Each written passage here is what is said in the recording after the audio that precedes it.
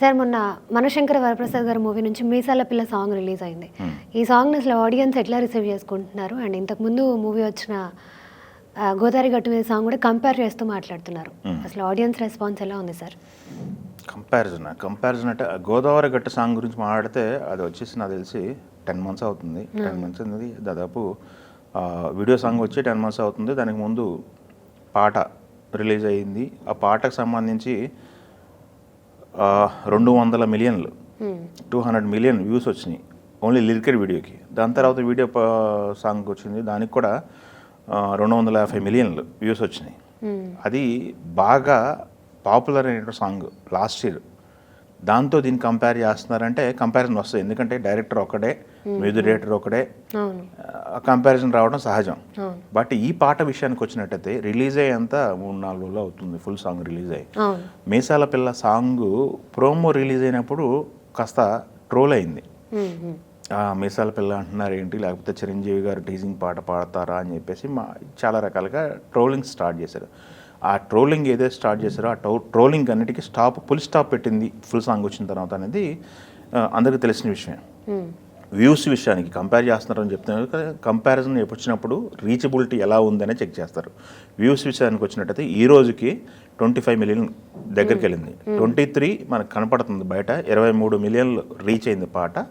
దాని తర్వాత రియల్ టైంలో చూసుకుంటే ఇంకో 2 million ఉంటాయి, 25 million ప్లస్ వెళ్తుంది అనమాట. అంటే ఎప్పుడు వస్తాయి ఈ వ్యూస్ అంటే విన్నవాళ్లే పదే పదే వింటున్నప్పుడు అట్లాంటి వ్యూస్ అనేది జనరేట్ అవుతాయి.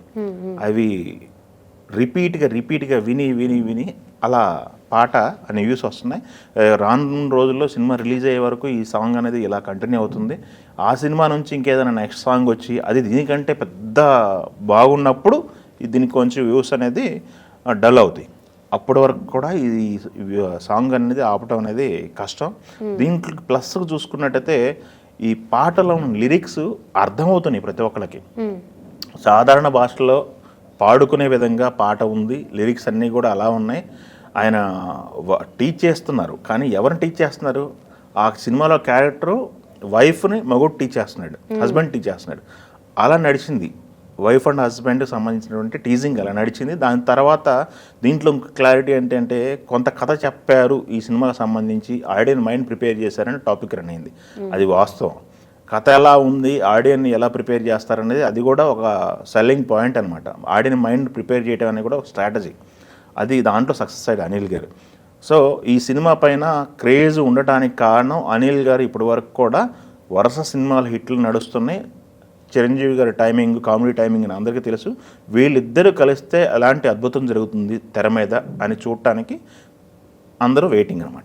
దీనికి తోడు ఇంకొక ఇంట్రెస్టింగ్ ఫ్యాక్ట్ ఏంటంటే ఆయన సినిమా రిలీజ్ నుంచే పబ్లిసిటీ మొదలుపెట్టారు. సినిమా రిలీజ్ అంటే సినిమా ప్రారంభం నుంచి పబ్లిసిటీ మొదలుపెట్టారు. ఓపెనింగ్ రోజు నుంచే రఫాడిద్దాం బాస్ అని మొదలుపెట్టి ఇప్పుడు వరకు నిజంగా పబ్లిసిటీ విషయంలో కానీ సినిమాను లైవ్లో జనాల్లో ఉంచడం విషయంలో కానీ అనిల్ అయితే 100% సక్సెస్ అయ్యారు. ఆ పబ్లిసిటీ, ఆ టెంపో అయితే క్రియేట్ అవుతుంది. సినిమాకి సంక్రాంతికి వస్తారు అనేది క్లారిటీ వచ్చేసింది. మనశంకర వరప్రసాద్ గారు సంక్రాంతికి వస్తున్నారు అని చెప్పి, సంక్రాంతికి వస్తున్నారని ట్యాగ్ లైన్తో వాళ్ళు ఫిక్స్ అయిపోయారు అంతే. సో డేట్ మటుకు చెప్పలేదు, సంక్రాంతికి వస్తారు కానీ ఏ డేట్ని వస్తారనేది క్లారిటీ ఇవ్వలేదు. క్లారిటీ వచ్చే అవకాశం త్వరలో. కంటెంట్ షూటింగ్ అయితే సర్వేగంగా జరుగుతుంది. మొన్న నేను చూసాను షూటింగ్ లొకేషన్లో ఫోటోలు కూడా బయటకు వచ్చినాయి. క్రికెటర్ని కలిశారు, నయనతారకు సంబంధించినటువంటి ఫోటోలు బయటకు వచ్చినాయి. చిరంజీవి గారి లుక్ గురించి ఒక పాజిటివ్ వైబ్ ఉంది. ఆ పాటలో కూడా చాలా ఎనర్జెటిక్గా చాలా అందంగా కనపడుతున్నారు చిరంజీవి గారు కావచ్చు, నయనతార కావచ్చు, సాంగ్ షూట్ చేసినటువంటి పరిసరాలు కావచ్చు, ఏదైతే హౌస్ ఉందో ఆ హౌస్ కావచ్చు, అంతా కూడా పాజిటివ్ ఉంది. మనకి ఉదిత్ నారాయణ పాట పాడారు. చిరంజీవి గారికి ఉన్నటువంటి హిట్ సాంగ్స్లో నెంబర్ 1 హిట్స్ ఉన్నాయి ఆయన ఉదిత్ నారాయణ పాడినటువంటి హిట్స్. ఈ కాంబినేషన్లో మరొక హిట్ పడిందని చెప్పేసి ఫ్యాన్స్ అయితే హ్యాపీగా ఉన్నారు. కామన్ ఆడియన్స్ కూడా చాలా ఎంజాయ్ చేస్తున్నారు. ఎప్పుడైతే పాట కామన్ ఆడియన్స్ పాడుకోవడానికి అనువుగా ఉందో ఆ పాట ఎక్కువ ప్రాచుర్యం పొందింది. సో భాస్కర్ భట్ల గారు అందరికీ అనుకూలంగా నోరు తిరిగే విధంగా వాడుక భాషలో ఉన్న పదాలు వాడారు కాబట్టి ఈ పాట అనేది అల్టిమేట్గా ఇంకా చాలా రీచ్ పెరిగే అవకాశం ఉంది. ప్రస్తుతానికి 25 million వ్యూస్ చూసాం. ఫ్యూచర్లో అయితే ఇది hundreds of millions వెళ్ళే అవకాశం ఉంది కాబట్టి ఇది సూపర్ హిట్ పాట అని చెప్పుకోవచ్చు. దీంట్లో ఎటువంటి డౌట్ లేదు. ఇక ట్రోలింగ్ విమర్శలు అనేవి అందరికీ వస్తాయి. అమెరికా ప్రెసిడెంట్ని విమర్శిస్తున్నారు, ఏముంది విమర్శలు అనేది నాకు తెలిసి లైట్ తీసుకోవాల్సిన సందర్భం అయితే ఉంది. విమర్శించడానికి ఏముంది, ఏం లేదు. హస్బెండ్ వైఫ్ని టీచ్ చేస్తూ పాడిన పాట అది, అంతకంటే గొప్పగా ఎవరు తీస్తారు? No doubt. స్టెప్స్ కూడా కొత్తగా ఉన్నాయి. అజయ్ పుల్లంకి ఆయన బాగా చేశారు, విజయ్ పుల్లంకి ఆయన చేశారు. సో సాంగ్ అయితే సూపర్ హిట్ అమ్మా, నో డౌట్. కంపేర్ చేస్తున్నా కాబట్టి గోదావరి గట్టు అనేది నాకు తెలిసి రీచ్ అయిపోతుంది. అది కంపారిజన్లో కూడా రీచ్ అయిపోతుంది. ఆ గోదావరి గట్టు పాటే సంక్రాంతికి క్రౌడ్ పుల్లింగ్ చేసింది థియేటర్కి. ఎప్పుడైనా సినిమా బాగుందంటే 2-3 ఆటల తర్వాత 2 రోజుల తర్వాత సినిమా థియేటర్కి వస్తారు. బట్ అది ఎక్స్ట్రా షోస్ వేశారు. సంక్రాంతికి వస్తున్నా తెలిసి ఏపీలో 8 గంటల షోలు కూడా వేశారు. 5 షోలు పడ్డాయి రిలీజ్ రోజు. 8 గంటల షోస్కి ఫ్యామిలీస్ ఉన్నారు థియేటర్లో. మనకంటే మన వృత్తి కాబట్టి సినిమా చూస్తాం, రివ్యూలు చెప్పుకుంటాం. మనం వెళ్ళి చూసాం ఆ టైంలో అక్కడ ఉన్నప్పుడు. ఏపీలో 8 గంటల షోకి థియేటర్ మొత్తం ఫుల్ అయిపోయింది ఫ్యామిలీస్తో.